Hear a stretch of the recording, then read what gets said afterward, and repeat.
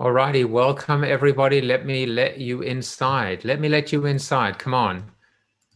1, 2, 3, 4. Come on in.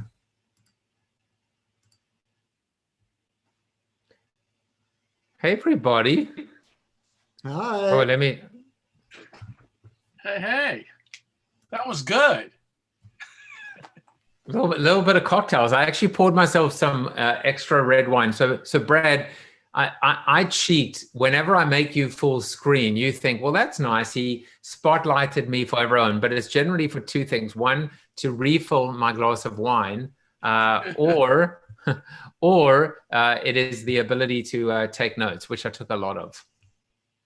Well, yeah, I thought it was just genius camera angling and storytelling through editing.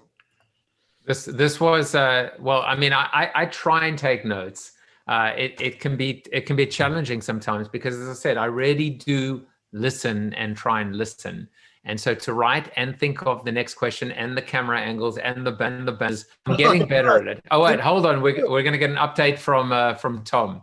See, Joseph always asks me to show my notes. I spontaneously take notes. You have little cocktail glasses up there at the top, but all the important issues in yellow. You know, the number of human issues that came up today, from nastiness of Twitter comments to human hunger and poverty and racism and animal liberation, animal rights, quotations of Plato. Joseph giving us his "Don't Mess with Maslow," which he was channeling his Chuck Norris with that one. I think it's been a great show. Thank you guys. And by the way, Brad, I put in the comments, you're absolutely right in attributing the quote to Plato. It was Joette's 1894 translation of the Republic that phrase first appeared. Thank you for that. Einstein often gets the credit. He does for almost everything. Otherwise, we just say Winston Churchill and move along. Exactly. You can't really go wrong. So yeah, so thank you for bringing up all these things. And what hit me was the importance of empathy, and the death of empathy. Maybe the death of empathy, maybe the dearth of empathy in our time, that seems to be behind our inability to handle all these issues. Yeah, that you so rightly brought up. And there's another old saying, the fish rots from the head. I mean, look at what's happening even as we speak in the Capitol right now. There's no greater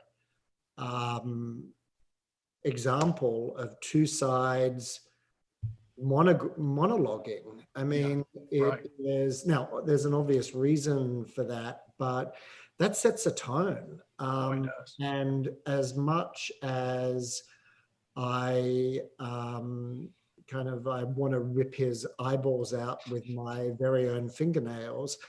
When Lindsey Graham reminded us at the opening of the hearings yesterday that there used to be days where very, very liberal judges like Ruth Bader Ginsburg was elected with only 3 no's.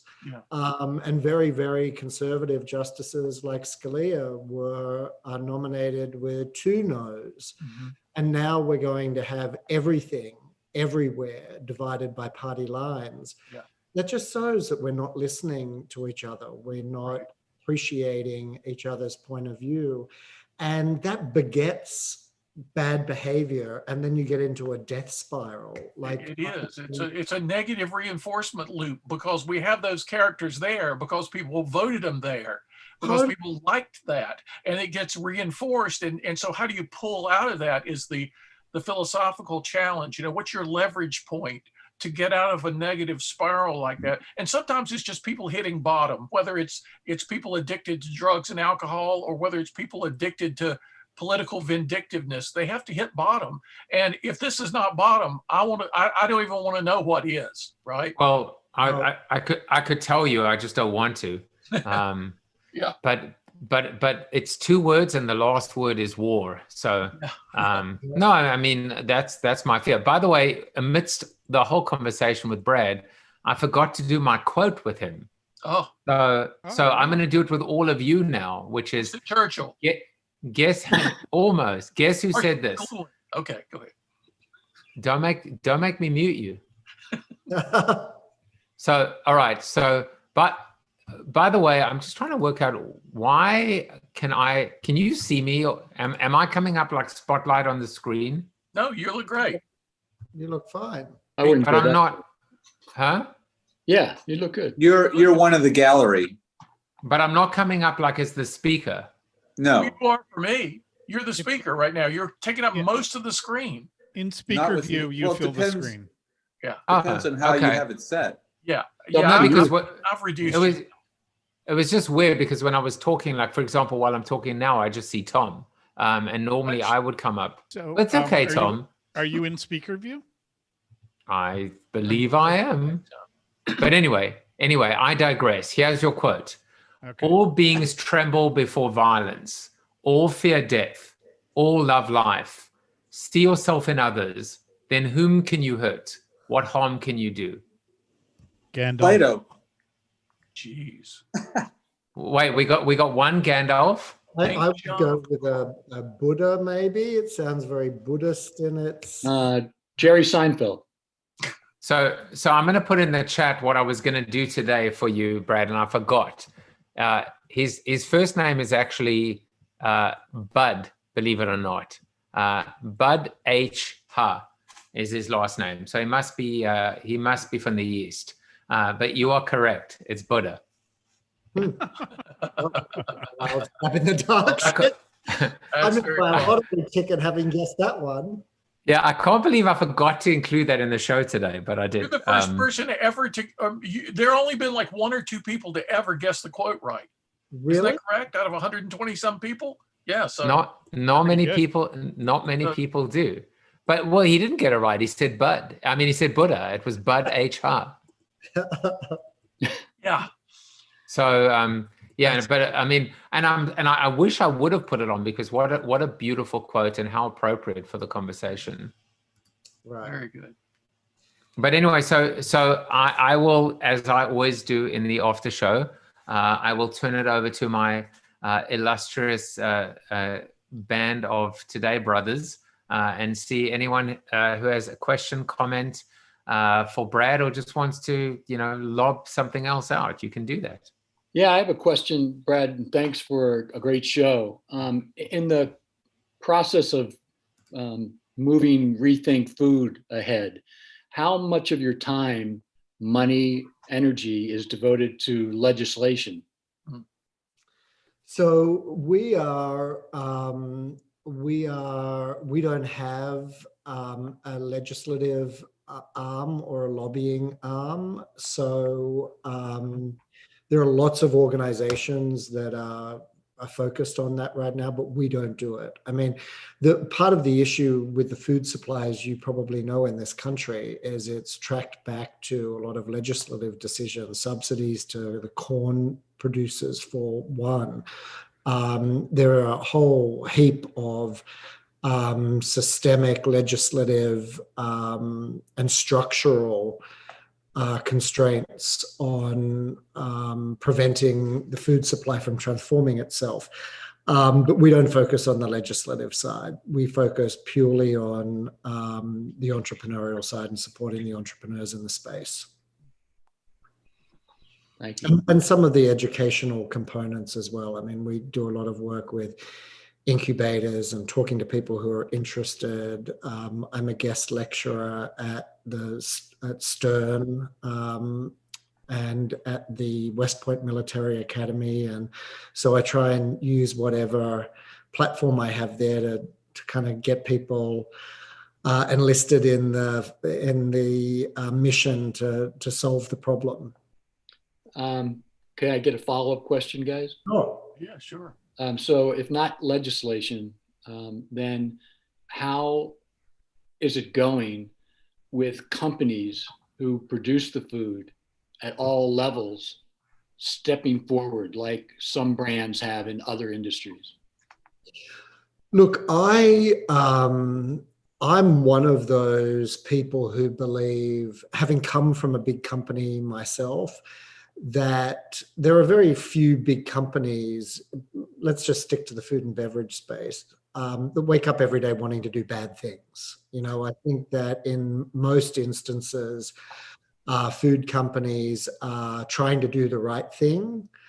I think that they are operating within a system, a financial system in this country, but also globally, that does not reward behavior and investment that focuses on long-term change.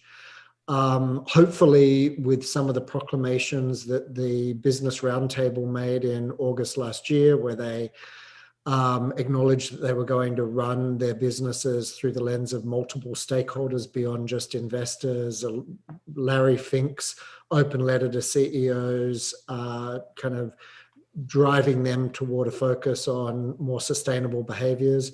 I think that's going to change. But I think what we're seeing right now is the big food companies find it very, very, very hard to solve the problem. Because they are so anchored in a portfolio that while it might be flat or declining, is still spinning off a shit ton of cash. So they can't kind of pivot away from that towards something new. And then they have huge investments in capital infrastructure that can produce all that it can produce is those things. And so what's very, very interesting though in the space that I'm in is therefore, what they do is they buy their way into the solution. So that's why you see big food companies kind of gobbling up these entrepreneurial companies and technologies at an exit multiple that looks more like tech or software than it does food. And we're seeing that more and more. So I think that's how big companies are going to deal with it. Ironically, because you would expect the resources available to a big company would be they're going to be the ones that solve this, but I don't think that's going to happen. Thank you. Now, when you drive through a McDonald's drive-through window and an apple costs more than the French fries, it makes me wonder, where our priorities are as far as feeding 100%. people. 100%. And look, the impetus for Rethink Food, I didn't want to really talk about this publicly, was when I was at PepsiCo, I used to do market visits all the time in China and the Middle East, in Western Europe. I realized I'd never really done a market visit in New York City where I lived. So I had our salespeople take me from Brooklyn across to Lower Manhattan and then all the way up. And I remember this moment where on one stop, I was in a Whole Foods on the Upper East Side and looking at shelves that were lined with the best and most delicious, nutritious foods that you could find. And then I literally went 10 blocks north and I couldn't spot anything that resembled a fresh fruit or vegetable. I couldn't spot any outlet that looked like a grocery store.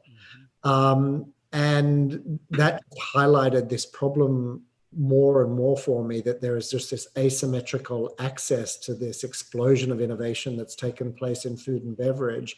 And whenever an apple is more expensive than a cheeseburger, we're going to have a problem. You might find interesting what's going on in Vermont's economy around food, because Vermont has 600, I'm in Vermont, and there are 630,000 people here. And I put a comment in the show notes there that we had 19,000 cars line up for free food. And these are people who are driving expensive cars. Yep. So food insecurity is a real issue. We did, and we're doing some very creative things to change our economy around, where where we're investing in our local economy rather than buying the Fritos or whatever it is that is highly processed.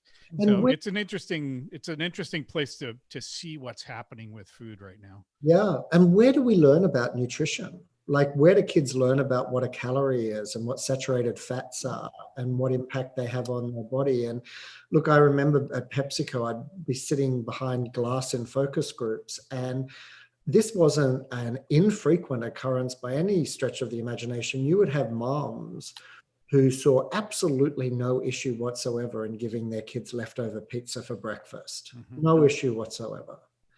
And then you see things like the movement in some jurisdictions. New York City was one where they put the calorie counts next to the menus in chain restaurants, and they thought that that would be good. It had the exact opposite effect. Yeah. People were walking in going, well, wow. They were doing like the equation of like, if I spend $3 and I only get 200 calories in a salad, but I spend $3 and get 950 calories in a burger, I'm going to get more calories for my buck. And that goes to an education issue as much as it does anything else. So I wanted to quickly, just before, because I know Brad has to jump in a minute, which I thought would be great, because this is my way of A, giving Brad an opportunity to drink the perfect martini. B, just because I'm going to be encouraging Brad to hit up you guys, for free consulting, because he has that pull and influence. But in all seriousness, I would love for each of you just to take like less than 30 seconds and just tell him who you are, because we have this amazing little brain trust here, and we've noticed, like, even over the last week, that we actually connect in a beautiful way, because we know each other and we play off each other, and we all bring something, and we're so diverse, you'll see. So I just thought it'd be nice to introduce, you've got to meet Brad, but he doesn't know who you are. That would be awesome. Who's first? You. I am. I'm Bob Farnham. Folks in Vermont know me as Bob the Green Guy. Came from working with renewable energy, energy efficiency, transportation, and food issues. And so I'm just a big advocate for businesses and organizations in those industries, and I help them with digital marketing. Awesome. Yeah. Wow. And he helps his whole Vermont Democratic Party try and figure out how the hell to use Zoom, which has been a hell of a journey. I have tried, as an aside, I have tried desperately on 4 different occasions to intervene with either the DNC or the Biden-Harris campaign to offer them some help, as has a bunch of friends much more illustrious in their careers than I am. It's really hard to make a difference there. You are an outsider. You have a big flashing light above your head that says doesn't know politics, and it's really hard to make a difference. Well, I'll just tell you, Bob, before you, go ahead. The thing he probably regrets the most, he got the Lieutenant Governor of Vermont to join myself and Bob and this motley crew as we live streamed the Republican National Convention day 1 or night 1. The amount of expletives and rants that went on, generally it was just Ted Rubin. But I'm pretty sure at least 2 or 3 members of the Democratic, House and leadership there will not be getting reelected thanks to our efforts. But anyway, Bob, what were you going to say? Well, no, I was just going to say, don't be discouraged quite yet. I have experienced that in the past as well. And what I found is that here, especially here in Vermont, that they are, we're on YouTube. So in Vermont, they are making great efforts to be more transparent and more open to looking at what they're trying to accomplish through different eyes. So don't give up yet, because it's critical that what you have to offer, and I know a little about you now, and I know that what you could contribute on many levels would be incredibly valuable to the party and to the country. So you. I mean, to tell you a funny story, I pulled together this amazing group of people, like CMOs of Fortune 10 companies. And we had a call with the campaign yesterday saying, how can we help? And the response we got is, would you be prepared to door knock for us? Wow. And I was like, well, yes, but to sound arrogant, I don't know that would be the best use of our time. I mean, I could also ask a brain surgeon to cut my toenails as well. But right. I want to pay. Apparently Oprah was doing phone banks, and she was like, "Hi, this is Oprah. No, seriously, this is Oprah. But tonight I will be going, hi, this is Joseph. No, seriously, it's Joseph. Right. Right. Well, All right. let me just re-emphasize, don't be discouraged yet. I'll It's try. what you can offer is huge, and what's needed is what you have to offer. So Try don't that. give up. Yeah, we'll be reaching out to you in 4 weeks' time for the for 2024.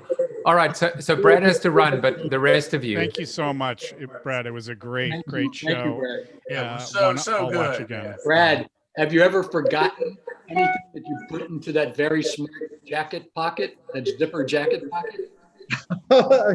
Yeah, no, I did. Well, it's more for the show than anything else. I think you better check that. It's so funny. No, the zipper one. No, I know. I put jackets on when I do calls like Yeah, this. by the way, Jan has renamed you. He's renamed you Bud Weiser. So from Bud H. Ha to Bud Weiser. Oh, funny. I'll be right back. Thank you very much. No, thank you. It was great to meet you, man. I'm a philosopher by training, and it's always a treat to meet other philosophical folks operating in your space. So keep doing good things. Well, thank you, Tom. Thank you. All right. Anyone else want to just say a quick hello and goodbye? I'm unmuting you, Mr. Garfield. You were. Anyone want to say anything? Otherwise, we'll let him move on to his phone banks. Hi, this is Brad Jakeman. No, seriously, I'm kidding. It's Frank Cooper, but. Well, wish me luck. I've had a glass and a half of wine, but I promise to behave myself.